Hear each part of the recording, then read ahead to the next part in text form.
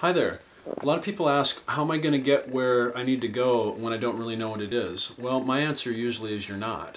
That's not a really good plan. You need to figure out where it is you want to go first and then try and go there. And then when you find out that it's not working, then figure out what it is you really want and why you want it. And that will bring the clarity of what you're actually needing to do to make it work. Now from here, what's the first step? I often believe it's looking at your beliefs and your values. What do you actually believe and what do you actually value? Not what do you think you do. Let's do a test on it. Because we can go to maybe 10 million people and say, okay, everybody run this track in less than 2 seconds.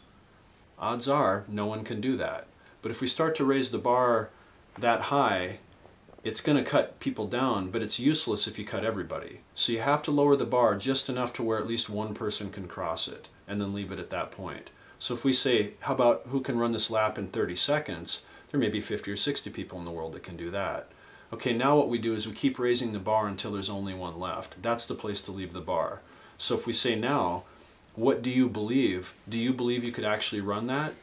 Whoever's the person that actually believes they can and actually has the values in place to go do the training to run that, that'll be the first person to cross the finish line, perhaps in history.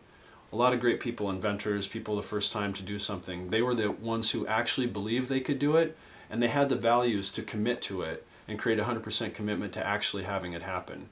For example, Thomas Edison, he failed 5,000 times inventing the light bulb. It was 5,001 that was pretty magical though, because then all of a sudden we have electric light and that never had occurred before. It's the same thing with everything. If you actually believe you can do it and you actually have the values to carry it out, you will keep going until you find out what it takes to make it happen. I believe that probably is bigger than anything else, but you also need the environment in which to work to carry it out. If you take a Thomas Edison and put him in a war zone, he would never have invented an electric light bulb because he would have been dealing with shrapnel and wounds and all the things going on all day long. He could never have gotten there.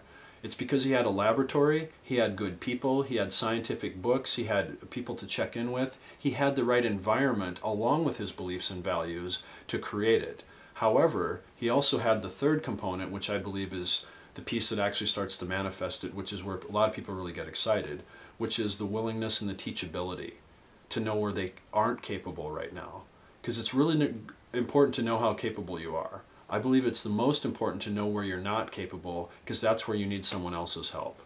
You don't have the time to become good at everything in life. You have to go find who's best at it and then work with them, because they will leverage the time to actually make it so you can all get what you need in the time that you have to live. If you go after something that takes 4,000 years, it's not going to happen. But if 72 of you who are the best in the world go after it, you might get it in 2.5 years. It depends on what you're trying to accomplish, and how much you're willing to work with others is how much you can do anything. So now the final one that would typically be involved here is your behavior. Are you actually doing all these things every day? Are you carrying it out 8 hours a day? One of my masters used to say, if you want to be the world's greatest martial artist, it's a very simple formula. You wake up, you train 8 hours, and you go to bed. And then you do it again tomorrow. And that's the key to be the best at anything. Now I would say there's one more key component that I think is even more important than any of these that has to be there to begin with. I've left it out because it seems implicit to me, but to be explicit about it, you need to know who you are.